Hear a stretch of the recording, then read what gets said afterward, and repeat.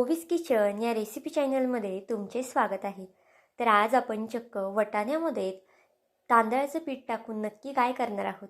खरं तर हा पदार्थ ना खूप जास्त अप्रतिम आहे, वेगळा आहे आणि आता बाजारामध्ये वटाणे सुद्धा खूप जास्त स्वस्त झालेले आहेत। त्यामुळे तुमच्या सुद्धा घरात नक्कीच वटाणे असणार आणि तांदळाचं पीठ तर सगळ्यांकडेच असतं। त्यामुळे हा व्हिडिओ पाहिल्यानंतर ना लगेच ही रेसिपी करायला घ्या, कारण की खूप जास्त अप्रतिम, झटपट बनणारी आणि कमी साहित्यामध्ये बनणारी आहे। तर चला थोडाही वेळ न घालवता लगेच व्हिडिओला सुरुवात करूया। आता इथे मी ना अर्धी वाटी इतपत वाटाणे घेतले आहे। खरं तर हा पदार्थ ना मी 2 जणांसाठी करते, त्यामुळे अर्धी वाटी वाटाणा पुरेसा आहे। आता अगदी थोडंसं आल्याचा तुकडा घालून घ्यायचा आहे आपल्याला। जास्त सुद्धा आलं घालू नका, नाही तर मग त्याचा खूप जास्त फ्लेवर येईल। एक हिरवी मिरची घालायची आहे। मिरचीचं प्रमाण इथे तुम्ही तुमच्या आवडीनुसार कमी किंवा जास्त करू शकता। 3 ते 4 लसणाच्या पाकळ्या सोलून घातलेल्या आहेत आणि थोडंसं पाणी टाकून हे छान असं फाईन पेस्ट करायची आहे आपल्याला। पाहू शकता अगदी फाईन अशी पेस्ट केलेली आहे। अजिबातच मोठे कण यामध्ये ठेवलेले नाहीत।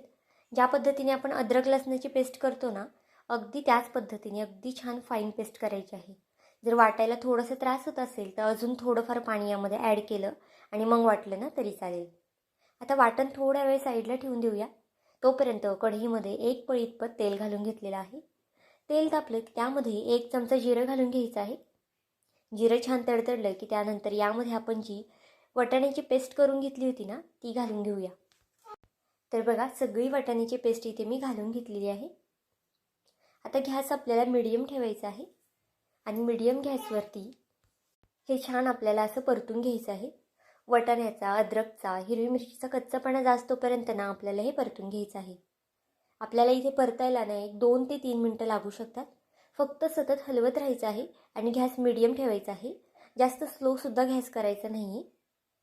तर बघा अगदी सतत या पद्धतीने हलवून घेते आणि याचा थोडासा रंग कलर चेंज झाला ना, तर मग आपली बघा पेस्ट आपली तयार झालेली आहे। आता यामध्ये ना आपल्याला पाणी ओतायचं आहे। आता पाणी नक्की किती ओतायचं आहे ना, हे सुद्धा पुढे सांगते। त्यामुळे व्हिडिओ मात्र शेवटपर्यंत पहा, कुठेही स्किप करू नका। जर तुम्ही व्हिडिओ कुठेही स्किप केला ना, तर मग तुमच्या खूप साऱ्या टिप्स स्किप होऊन जातात आणि मग नक्की पदार्थ काय आहे ना हे सुद्धा कळत नाही, किंवा मग कधी कधी काय होतं पदार्थ फसतो सुद्धा। त्यामुळे नक्कीच व्हिडिओ शेवटपर्यंत पहा, कुठेही स्किप वगैरे करू नका। आता यामध्ये चवीनुसार मीठ घालून घेतलेलं आहे। बारीक चिरून घेतलेली कोथिंबीर घालायची आहे। कोथिंबीर सुद्धा आपल्याला अगदी बारीक अशी कट करून घ्यायची आहे। अजिबातच मोठी मोठी कोथिंबीर ठेवू नका। आता बघा पाण्याला सुद्धा आपल्या उकळी येत आहे। असं सतत हलवत राहायचं आहे आपल्याला आणि यामध्ये ना आपल्याला तांदळाचं पीठ घ्यायचं आहे। आता आपण ज्या वाटीने पाणी मोजून घातलं होतं ना अर्धी वाटी, त्याच वाटीने मोजून मी अर्धी वाटी इथे तांदळाचं पीठ घेतलेलं आहे। बघा जर पाण्याचं प्रमाण, तांदळाचं प्रमाण जर तुम्ही अगदी व्यवस्थित ठेवलं ना, की तुमचा हा पदार्थ ना अगदी परफेक्ट होईल, अजिबातच फसणार वगैरे नाही। आणि हा पदार्थ इतका करायला सोपा आहे ना, की तुम्ही आठवड्यातून 2 ते 3 वेळा नक्कीच कराल। इतका जास्त पौष्टिक आणि झटपट बनणारा सुद्धा आहे। तांदळाचं पीठ बघा इथे मी अगदी एकदम सुद्धा ओतलं नाही, थोडं थोडं करून टाकलं आहे आणि सतत या पद्धतीने हलवून घेतलेलं आहे। गॅस अगदी स्लो ठेवा, फास्ट गॅस वगैरे करायचं नाही। जर तुम्ही फास्ट गॅस केला ना, तर मग तांदळाचं पीठ खाली करपू शकतं, लागू शकतं। त्यामुळे बघा स्लो गॅसवरतीच आपल्याला हे छान असं मिक्स करून घ्यायचं आहे। आता हे छान असं मिक्स करून घेतलेलं आहे। आता एक कढई घ्या किंवा मग एखादं तुम्ही वाडगं वगैरे घेऊ शकता, किंवा मग एखादं ताट घेतलं ना तरी चालेल। आता ताटामध्ये हे बॅटर आपल्याला काढून घ्यायचं आहे। इथे आपण कोणत्याही वड्या वगैरे करत नाही। पदार्थ खूप जास्त वेगळा आहे आणि युनिक आहे, त्यामुळे नक्कीच करून पहा। पाहुणे रावळे आले ना तर आवर्जून हा पदार्थ करा, कारण की ते सुद्धा नक्कीच तुमचं कौतुक केल्याशिवाय राहणार नाही। आता बघा सगळं पीठ यामध्ये काढून घेतलेलं आहे। थोडंसं थंडसुद्धा मी इथे पीठ हे करून घेतलेलं आहे। खूप जास्त गरम घेऊ नका पीठ, नाही तर मग हाताला वगैरे भाजू शकतं। आता इथे बघा मी अर्धी वाटी पाणी घातलं होतं, अर्धी वाटी मी इथे तांदळाचं पीठ घेतलं होतं आणि इथे पाऊण वाटी म्हणजे अर्धी वाटीला थोडंसं कमी इथे मी गव्हाचं पीठ घेतलेलं आहे। अगदी याच पद्धतीने तुम्ही प्रमाण ठेवलं ना, तर तुमचा पदार्थसुद्धा अगदी परफेक्ट होईल। गव्हाचं पीठसुद्धा बघा आपल्याला एकदम ओतायचं नाही, थोडं थोडं टाकायचं आहे आणि मग मळून घ्यायचं आहे। अजिबातच यामध्ये पाण्याचा शिंतोडासुद्धा आपल्याला घालायचा नाही। ह्या ओलसरमध्येच आपल्याला हे पीठ मळून घ्यायचं आहे। पाहू शकता अगदी छान असं पीठ मळलं जातं। पीठ छान मळून घेतलेलं आहे। आता यावरती थोडंसं तेल घालून घेऊया आणि तेल घालून पुन्हा आपल्याला पीठ थोडंसं मळून घ्यायचं आहे. हे पीठ जितकं तुम्ही छान मळशाल ना तितका हा पदार्थ आपला छान होणार आहे. त्यामुळे शक्यतो जेवढं छान पीठ मळता येईल ना तितकं छान पीठ मळून घ्या. नक्कीच हा पदार्थ करून पहा. तुमच्या घरातल्यांना सगळ्यांनाच खूप जास्त आवडेल आणि मुलांनासुद्धा खूप जास्त आवडणार आहे. आता या पदार्थाचं ना आपण नक्की काय करणार आहोत ना हे सुद्धा पुढे दिसेल आणि तुम्हाला आश्चर्यसुद्धा वाटेल, कारण की पदार्थ खूप जास्त वेगळा आहे. पीठ आपलं मळून झालेलं आहे. एक 2 ते 3 मिनटासाठी मी पीठ भिजतसुद्धा ठेवलं होतं, म्हणजे पीठ छान आपलं मऊसूत होईल आणि अजिबातच याला चिरा वगैरे पडणार नाही. आता बघा याच्या गोळे करून घ्यायचे आहेत आपल्याला. जितकं तुम्ही पुरीसाठी गोळे करतात ना तितकं गोळे करून घ्यायचे आहेत. आता तुम्हाला इथे कळलंच असेल की आपण याच्या पुऱ्या करणार आहोत. तुम्ही कधी यापूर्वी वाटाण्याच्या पुऱ्या केल्या का हे सुद्धा मला कमेंट करून सांगा. आणि शेवटी बघा वाटाण्याच्या ह्या पुऱ्या आहेत ना किती जास्त टम्म फुगतात, तुमचा विश्वाससुद्धा बसणार नाही. आता हे ना आपल्याला लाटून घ्यायचं आहे. पीठ वगैरे लावायचं नाही आहे. जर तुम्ही पीठ लावून लाटलं ना तर तेलात पुरी आपण सोडली ना की मग ते पीठ तेलामध्ये उतरू शकतं आणि मग तेल सगळं खराबसुद्धा होऊ शकतं. आता अगदी या पद्धतीने आपल्याला हे लाटून घ्यायचं आहे. आता ह्या वाटाण्याच्या पुऱ्या आहेत ना त्यामुळे थोड्याफार चिरू शकतात. तर बघा अगदी हलक्या हाताने आपल्याला हे लाटायचं आहे. जर तुम्ही वाटाणा जाडजाड ठेवला ना किंवा मग कोथिंबीर जर जाडजाड ठेवली ना तर मग अशा पद्धतीने बघा लाटता येणार नाही आणि मग चिरू शकतात. तर बघा इथे अगदी हलक्या हाताने ही पुरी मी लाटून घेतलेली आहे. आणि जर थोडंफार चिरत असेल ना तर अशा पद्धतीने बघा ॲडजस्ट करून घ्या. आता एखादा किनारीचा गोल डब्बा असेल ना त्याने ह्याला तुम्ही आकार देऊ शकता, किंवा मग आकार नाही दिला तशी तळली ना तरी चालेल.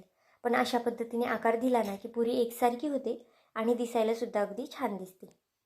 आता अशाच पद्धतीने सगळ्या पुऱ्या मी लाटून घेतल्या आहेत आणि सगळ्या पुऱ्या बघा डब्याने मी इथे कट करून घेतलेल्या आहेत. आणि जास्त पातळसुद्धा करायच्या नाही आहेत. पाहू शकता थोड्याशा जाडच इथे मी पुऱ्या ठेवलेल्या आहेत. जर तुम्ही खूप जास्त पातळ केल्या ना तर तुमच्या पुऱ्या फुलणार नाही किंवा मग कडक वगैरेसुद्धा होऊ शकतात. आता पुऱ्या आपल्या तयार झाल्या आहेत. तोपर्यंत एका साईडला गॅसवरती कढईमध्ये तेलसुद्धा तापवलेलं आहे. तेल छान इथं पुऱ्यांसाठी बघा आपल्याला कडकडीत तापवायचं आहे. इथे थोडासा आपल्याला गोळा टाकून पाहायचा आहे पिठाचा. जर तो गोळा छान वरती आला की आपलं तेल जे आहे ना ते अगदी परफेक्ट तापलेलं आहे. आता एक एक पुरी यामध्ये मी सोडून घेते. एकदम पुऱ्या सोडायच्या नाहीत आपल्याला, एकच पुरी सुरुवातीला सोडायची आहे, म्हणजे पुरी फुलतेसुद्धा छान आणि अगदी छान होते. जर तुम्ही एकदम पुऱ्या सोडल्या ना तर मग पुरी फुलणारसुद्धा नाही आणि मग कढईमध्ये दाटीसुद्धा होऊ शकते. आणि जर तुमची कढई मोठी असेल, पसरटी असेल ना तर तुम्ही एकदम 2 पुऱ्या सोडल्या तरी चालेल. आता बघा पुरी टाकल्यानंतर झाऱ्याने अगदी या पद्धतीने तुम्हाला पुरी दाबायची आहे. अशा पद्धतीने पुरी दाबली ना की पुरी छान टम्मसुद्धा फुगते. आता दोन्ही साईडने बघा ह्या पुऱ्या छान तळून घ्यायच्या आहेत. पुरी तळताना आपल्याला शक्यतो गॅस ना थोडासा फास्ट ठेवायचा आहे. अगदी फुलसुद्धा नाही पण बारीकसुद्धा गॅस ठेवायचा नाही. थोडासा गॅस फास्टच इथे ठेवायचा आहे. ज्या पद्धतीला आपण गव्हाच्या पुऱ्या वगैरे तळतो ना त्यावेळेस कसा गॅस ठेवतो अगदी त्याच पद्धतीने इथे गॅस ठेवून घ्यायचा आहे. दोन्ही साईडने छान असा खरपूस रंग येईस्तोपर्यंत ही पुरी तळून घ्यायची आहे आपल्याला. पाहू शकता इथे पुरी दिसायलासुद्धा किती जास्त छान दिसते. आता अशाच पद्धतीने ना सगळ्या पुऱ्या इथं आपल्याला तळून घ्यायच्या आहेत. ह्या पुऱ्या तुम्ही कोणत्याही भाजीसोबत खाऊ शकता किंवा मग नुसत्या खाल्ल्या ना तरीसुद्धा खूप छान अशा फ्लेवरफुल लागतात. त्यामुळे नक्कीच एकदा करून पहा. बटाट्याची भाजी किंवा मग पनीरची भाजी असो कशासोबतही ह्या पुऱ्या आपण करू शकतो. आपण नेहमी गव्हाच्या पिठाच्या रव्याच्या पुऱ्या तर नक्कीच करत असतो, पण अशा पद्धतीच्या थोड्याशा वेगळ्या पुऱ्या करून पहा. घरातल्यांनासुद्धा खूप जास्त आवडतील आणि तुम्हालासुद्धा खूप जास्त आवडतील. पाहू शकता ही सुद्धा पुरी आपली खूप जास्त टम्म अशी फुगलेली आहे. अगदी सगळ्याच पुऱ्या अगदी छान अशा फुलतात, त्यामुळे नक्कीच एकदा करून पहा. तर बघा जास्तसुद्धा डार्क रंग आणायचा नाही. असा रंग आला की आपल्याला ह्या पुऱ्या काढून घ्यायच्या आहेत. आता अशाच पद्धतीने सगळ्या पुऱ्या तळून घेते आणि मग तुम्हाला दाखवते. तुम्ही इथे पाहू शकता आपल्या ज्या वाटाण्याच्या पुऱ्या आहेत ना त्या अगदी छान अशा तयार झालेल्या आहेत. अगदी टम्मसुद्धा फुगलेल्या आहेत आणि अजिबातच तेलकट वगैरेसुद्धा होत नाही. त्यामुळे नक्कीच एकदा करून पहा या पुऱ्या. अगदी वेगळी आहे रेसिपी, त्यामुळे प्रत्येकाने ही रेसिपी केलीच पाहिजे. तर आजची ही रेसिपी तुम्हाला कशी वाटली मला हे कमेंट करून नक्की सांगा. आणि चॅनलवरती नवीन असाल तर चॅनलला एक लाईक आणि एक सबस्क्राईब करायला विसरू नका. पुन्हा भेटूया आपण अशाच एका नवीन व्हिडिओमध्ये. तोपर्यंत बाय.